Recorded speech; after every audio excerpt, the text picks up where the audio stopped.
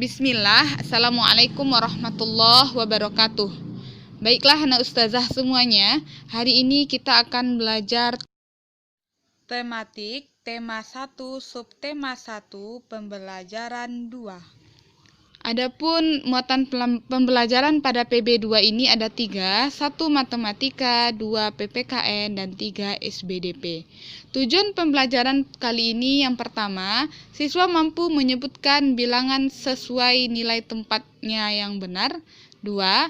Siswa mampu mengurutkan bilangan dengan benar. 3. Siswa mampu menemukan 3 contoh pelaksanaan sila ke-1 dan ke-2 dari sila Pancasila dalam kehidupan sehari-hari dengan benar. Yang keempat, siswa mampu menerapkan 2 kegiatan yang sesuai dengan sila ke-1 dan ke-2 dari sila Pancasila dalam kehidupan sehari-hari. Terakhir, siswa mampu membuat model guci ataupun alat-alat rumah tangga dengan menggunakan bahan tanah liat atau adonan plastisin. Baiklah, sebelum kita masuk ke pembelajaran kita pada buku tema 1 subtema 1-nya. Nah, ustazah meminta kepada anak ustazah untuk membuat bilangan yang terdiri dari angka 0 sampai angka 9. Bilangan tersebut harus terdiri dari 7 sampai 8 angka. Ustazah yakin anak ustazah semua sanggup untuk membuat bilangan yang terdiri dari 7 sampai 8 angka. Anak ustazah pada tahu bahwasannya hari ini kita akan belajar tentang bilangan besar. Baiklah, anak ustazah silahkan baca teks tentang bawang merah. Ustazah beri waktu 3 menit untuk memahami bacaan berikut. Ayo mencoba. Di Asia Tenggara banyak tumbuhan yang dimanfaatkan untuk bahan makanan. Namun, di antaranya banyak juga yang dimanfaatkan sebagai obat. Asia Tenggara sebagai wilayah tropis memungkinkan banyak tumbuhan hidup. Oleh karena itu, masyarakatnya banyak bercocok tanam untuk memanfaatkan kesuburan tanahnya. Bawang merah sering dijumpai di dapur masyarakat Indonesia. Selain dipakai untuk bumbu, bawang merah juga bermanfaat untuk mengobati beberapa penyakit. Orang Jawa mengenalnya dengan sebutan brambang. Bawang merah ini hidup di daerah Asia Tenggara. Masyarakat Indonesia, Malaysia, Thailand, dan Filipina adalah pengguna bawang merah terbesar. Pemakai bawang merah terbanyak adalah Indonesia. Di tahun 2004, jumlah bawang merah yang digunakan mencapai 160.800.000 ton per tahun. Anak ustazah silakan buka halaman 18, masih lanjutan dari cerita bawang merah tersebut. Apabila bilangan 160.800.000 ditulis pada tabel nilai tempat, di manakah angka 1 dan 6 ditempatkan? Ratusan jutanya, puluhan juta, jutaan, ratusan ribu, puluhan ribu, ribuan, ratusan, puluhan, terakhir satuan. Silakan anak ustazah isi, boleh didiskusikan sama kakaknya yang menemani belajar, boleh diisi sendiri saja, atau yang ditemani oleh ibunya atau umi atau abinya. Silakan anak ustazah isi. Baiklah, ustazah bantu untuk menjawabnya dan silakan anak ustazah cocokkan dengan jawaban ustazah. 160.800.000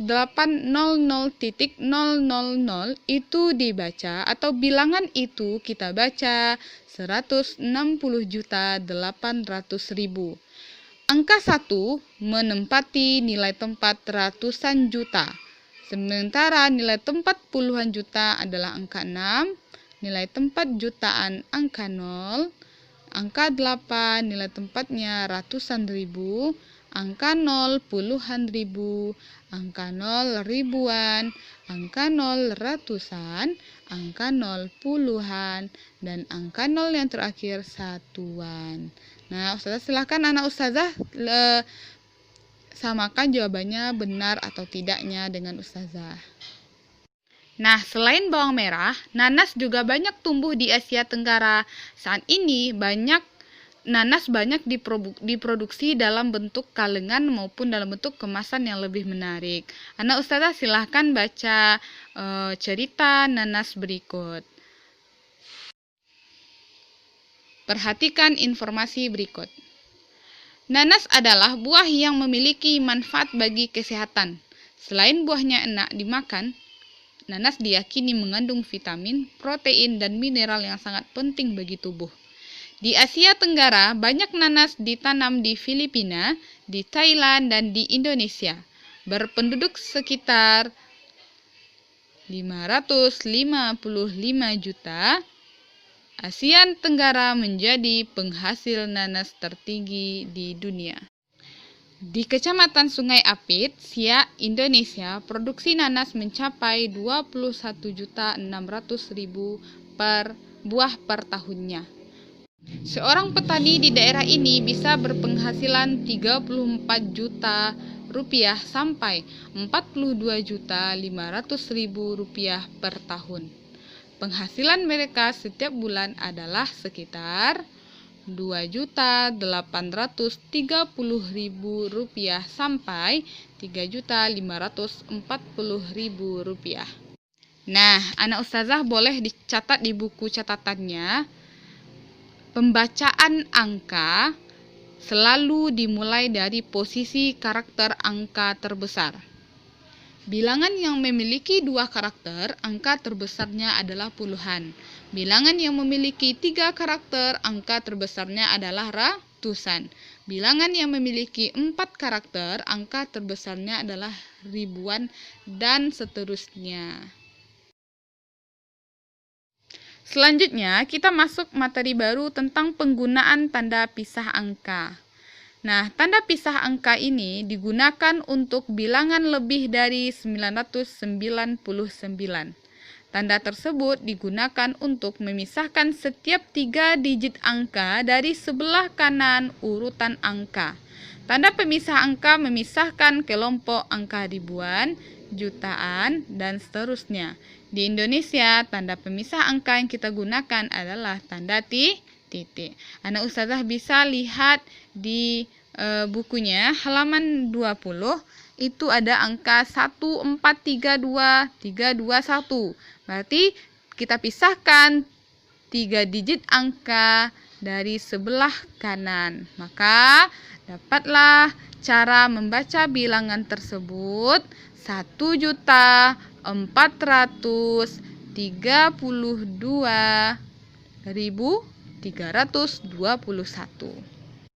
Nah, angka-angka itu jika kita kelompokkan berdasarkan batas tanda pemisah, maka kita dapatkan satu kelompok angka dasar mulai dari 3 angka paling kanan. Kelompok angka ribuan mulai 3 angka sebelah kiri. Kelompok angka jutaan mulai 3 angka di sebelah kiri tanda pemisah ribuan. Nah, Ustazah bisa lihat dan amati gambar berikut. Berarti nilai tempat jutaan, Ustazah bisa lihat di jutaan itu ada ratusan puluhan satuan. Berarti karena di sini cuma 1 juta, maka satunya itu adalah nilai tempat satuan. Nilai tempat kelompok angka ribuan, 4-nya ratusan, nilai tempat 3-nya puluhan, nilai tempat satuannya adalah angka 2. Selanjutnya kelompok angka jutaan, yaitu 1 yang memiliki nilai tempat satuan. Agar lebih paham, silahkan anak Ustazah perhatikan contoh berikut. Nah, agar anak Ustazah lebih mengerti lagi, silakan anak Ustazah kerjakan nantinya halaman 21. Jadi tugasnya untuk muatan pembelajaran matematika ada pada halaman 19 sampai halaman 21. Masya Allah ya, menarik sekali belajar tentang buah-buahan yang berasal dari tumbuhan yang ada di sekitar kita. Sebagai sumber kehidupan, tumbuhan memiliki kandungan gizi yang sangat berguna bagi tubuh manusia. Nah, begitu banyak manfaat tumbuhan bagi kehidupan. Nah, coba anak ustazah bayangkan, apa yang akan terjadi jika Allah Subhanahu wa taala tidak menciptakan yang namanya tumbuhan? Nah, yuk kita berdiskusi. Walaupun kita berdiskusinya jarak jauh ya. Artinya anak ustazah bisa perhatikan, amati yang ada pada buku tematiknya halaman 22 dan halaman 23. Nah, katanya yuk kita ustazah baca, anak ustazah bisa simak.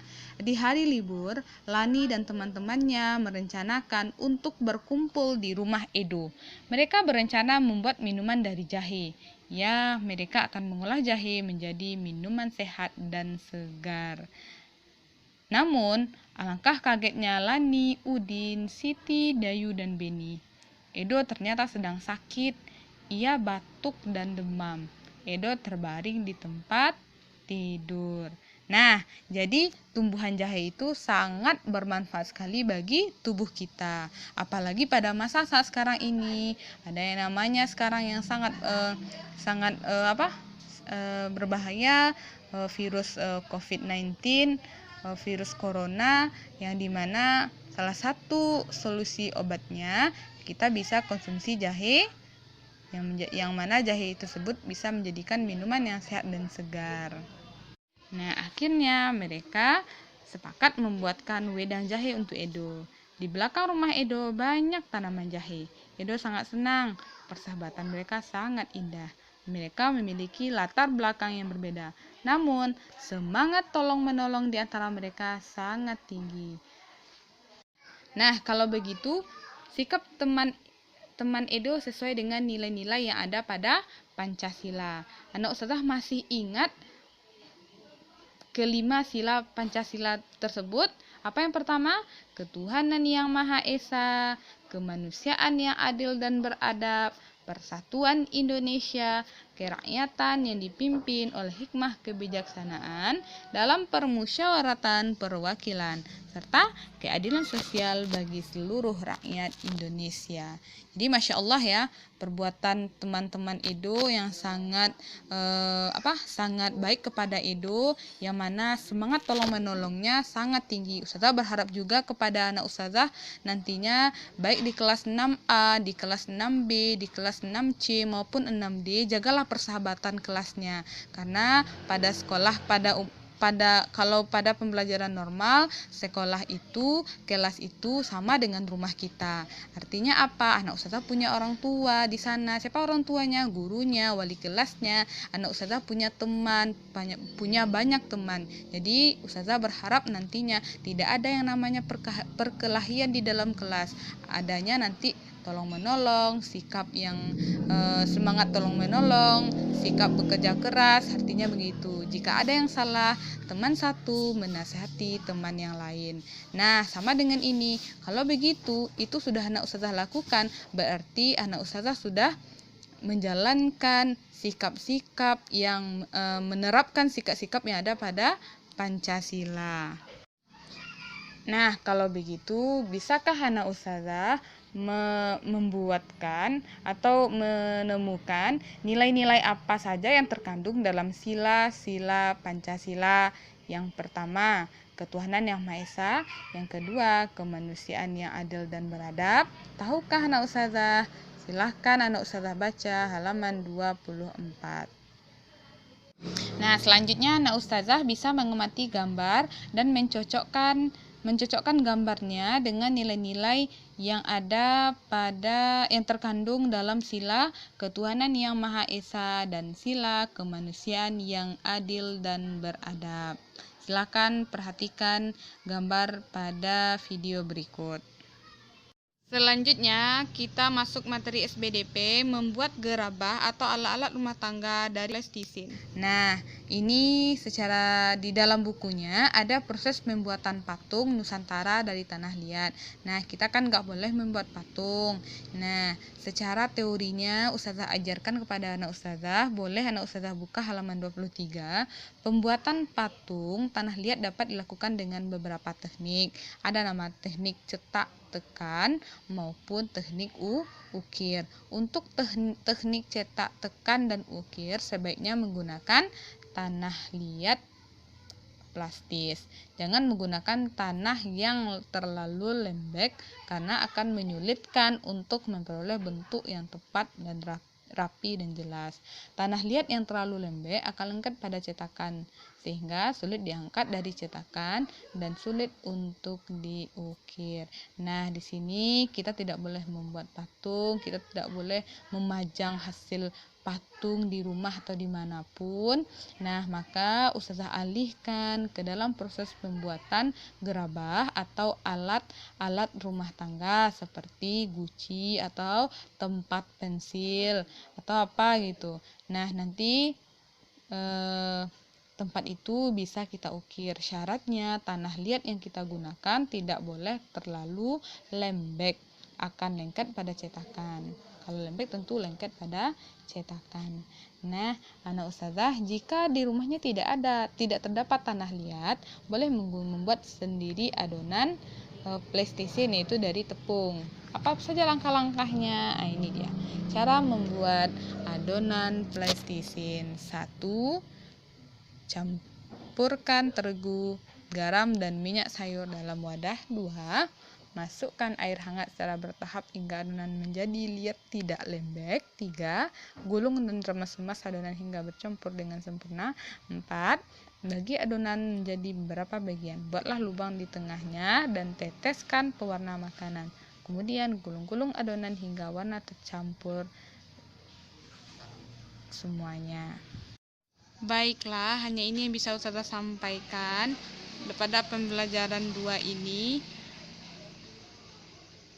Adapun tugasnya, yang pertama matematika sudah jelas tadi ya, sudah Ustazah sampaikan. Untuk PPKN-nya, anak Ustazah bisa catat nanti 4 soal. Yang pertama,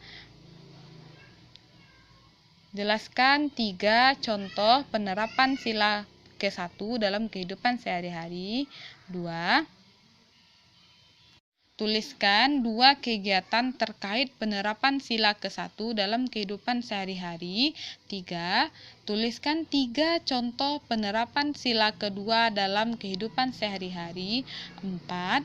Tuliskan 2 kegiatan terkait penerapan sila kedua dalam kehidupan sehari-hari.